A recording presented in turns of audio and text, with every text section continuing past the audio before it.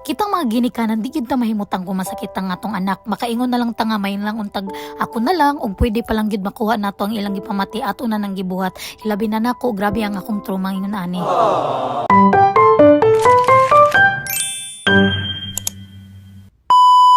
Hello mga madam nga walay kwarta!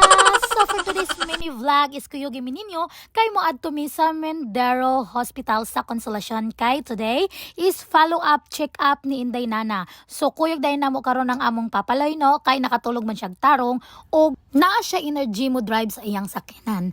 So last day namong kita sa iyang doktor is pag Webes no. So pabalikan mi karon Saturday kay dapat untay admit siya. Kay naghangak gyud siya no, nagbawd-bawd na iyang tiyan pero since naa mi nebulizer tan-awon sa ni doc ato sang obserbaran kung mo arang-arang ba siya. So karon balik mi Saturday kay aron mabawa nato kung unsalan ang decision ni doktor. So naa na dayon mi diri sa sulod no, si Nana is di jud ni siya magpakugos kung gusto siya maglakaw-lakaw. So aton lang siya siyang tumanan no kay kung dili siya nato tumanan is mosyagit ni siya maulaw ta sa mga tawo. So pag abot tay namo is ni ulan di ay noon timing.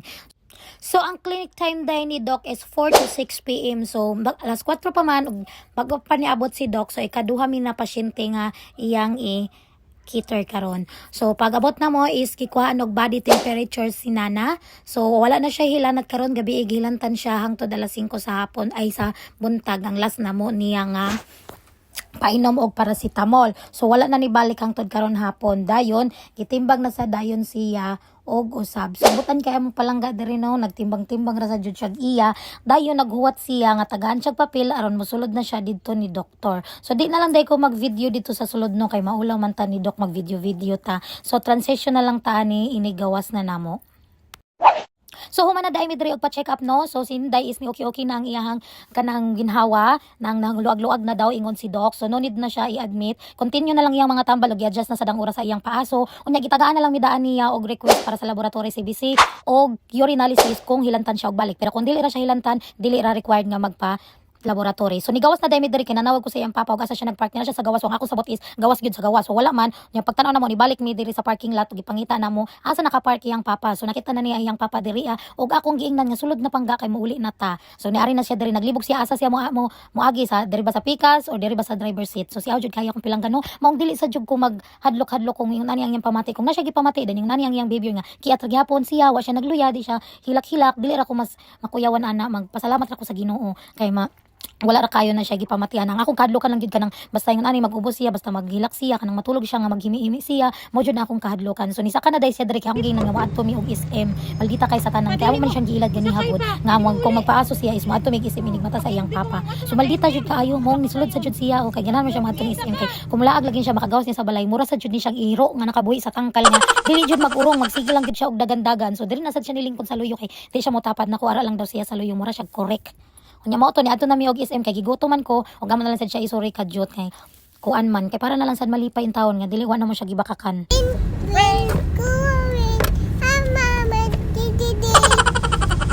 Ay sumpay. Wow. Asa tabi? Nata sa ay sabak ko pa. Nata sa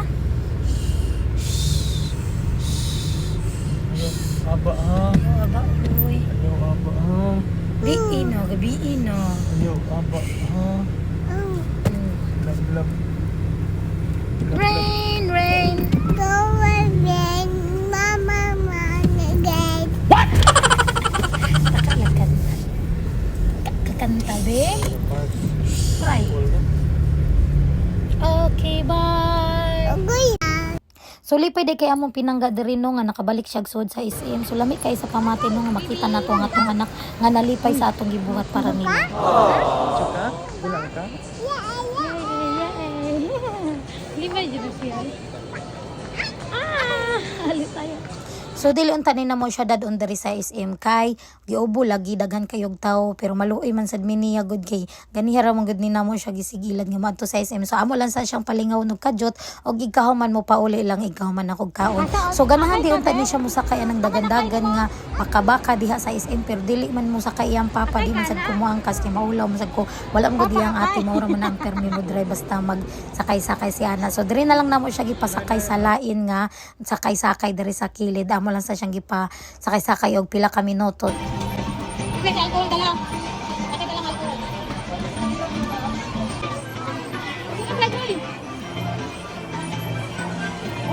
So lingaw kaayo akong anak diri lami kaayo tan-aw ng iyang mga pahiyom. So kay gigutom man ko guys, nikao na lang sa ako kadyot sa food court kay mao man sad niyang usa nga rason nga ni ari mi diri sa SM kay gigutom ko mukaon sa ko kadali. So pagkaman ako kaon is nanganaog nami og mamaulin on tami. Pero nakainom dumi nga mo palit man dayon tami og TV kay dugay nami nagplano ni Habibi nga magpalit og TV kay ang among TV sa kwarto is gidala namo sa Dalaget. So wala nami TV sa kwarto, nami TV sa sala pero may TV sa kwarto kay ganahan man mi magtanaw-tanaw og salida. So kung manan-aw mig salida ikagabi sa laptop na lang mi magtanaw. So mas nindot man jud ni nga naka sa TV mananaw no kay dako. So samtang namili pa akong Habibi og TV diri ang akong anak sa dagdagan-dagan nagsayaw-sayaw. So ako sad nagsunod-sunod niya. Lingaw di ay kaayo ang mga sales lady ani niya sa iyang pagsayaw-sayaw diri kay bibayar kay tanan murag tro. So salamat lang jud kayo Ginoo no nga bisag na siya gipamati himsog og piskay ra gihapon siya. So ang ganahan day nga TV sa akong bana is ang brand kay